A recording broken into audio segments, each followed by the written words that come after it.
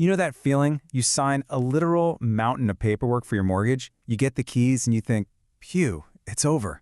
But really, that's just the beginning of a whole other journey for your loan. Today we're going to pull back the curtain on real estate finance, and I promise we'll make it all make sense. Let's follow the money.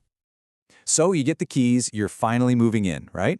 And you start making those monthly payments. But have you ever stopped to think, where does that money actually go? Who owns your loan a year from now? The journey your mortgage takes is pretty fascinating, winding its way from a local bank branch maybe right down the street from you, all the way to the giants of global finance. All right, so here's our game plan. First, we're going to look at the two absolute core documents you sign. Then, we'll see where loans are actually created. After that, we're going to uncover the secret life of these mortgages. This is the really cool part. Then, we'll explore the different loan paths you can take, and we'll wrap it all up with what this really means for you as a home buyer. Okay, first up, when you hear the word mortgage, you probably think it's just one single thing, right? Well, it's actually more like a package deal. It's really two core documents that are working together, a promise and a pledge. So it really boils down to these two key pieces of paper, and they each have a very different job. First, you've got the promissory note. You can think of this as your personal legally binding IOU. It's you, on paper, promising to pay back the money.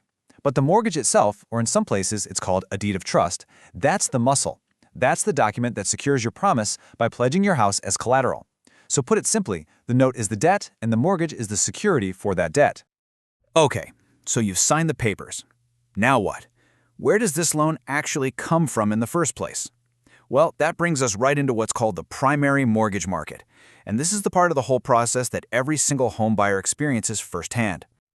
The primary market is, well, exactly what it sounds like. It's the front lines of lending. This is where you, the borrower, meet the lender.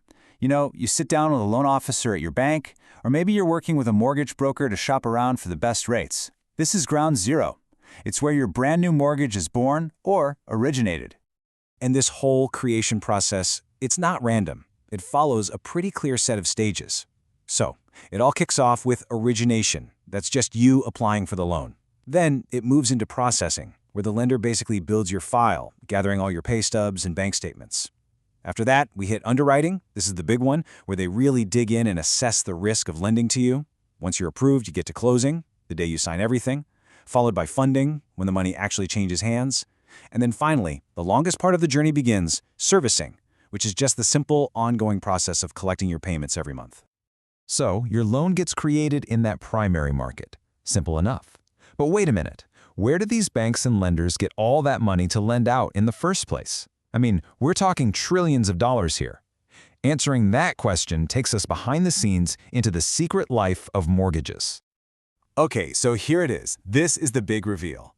While you're busy in the primary market getting your loan approved, your lender's already thinking about something called the secondary market. And in that market, they take the loan you just signed and they sell it to an investor. Yep, you heard that right. Your mortgage, that big stack of papers, almost always gets bundled up and sold.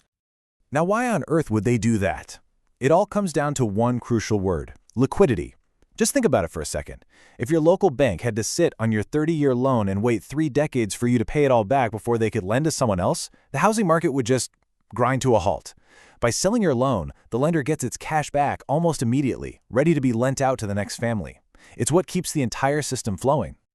So who are these big-shot investors buying up all these mortgages? Well, let me introduce you to the giants. You've probably heard of Fannie Mae and Freddie Mac. They are huge government-sponsored companies, and their job is to buy up a ton of these loans as long as they meet certain standards.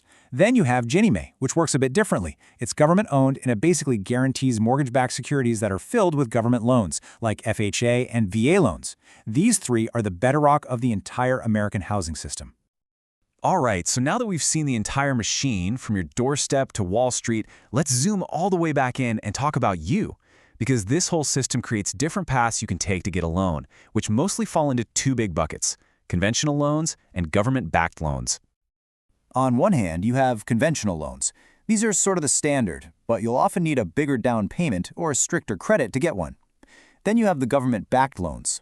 FHA loans are amazing because they let you get into a home with a super low down payment, sometimes just 3.5%.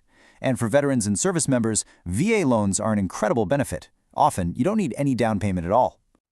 Okay, Now, this is a really big deal when it comes to actually getting approved. It's called your debt-to-income ratio, or DTI.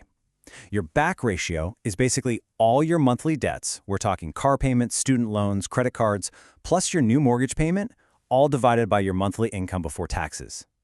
With a conventional loan, they usually want that number to be around 36%. But look at FHA. They're way more flexible, often going up to 43% or even higher. So what does that mean for you? It means if you have some other debt, an FHA loan might give you a much better shot at qualifying. Wow. Okay, so we have covered a ton of ground. We've gone from your kitchen table all the way to Wall Street and back. So, what's the bottom line? What does all of this mean for you when you're out there trying to buy a home? Well, it really comes down to just a few key things to remember. First, your loan isn't just a loan. It's a financial product, an asset that's almost certainly going to be bought and sold.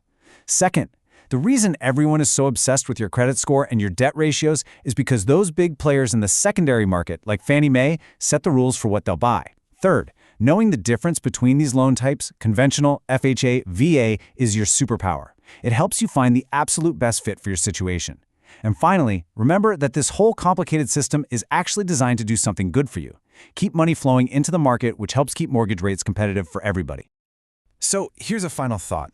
This system literally connects your front door to Wall Street. It's a direct line. How does knowing that change the way you see your home? It's not just bricks and mortar, is it? It's a key piece in a massive global financial puzzle. And honestly, when you think about it, that's pretty amazing.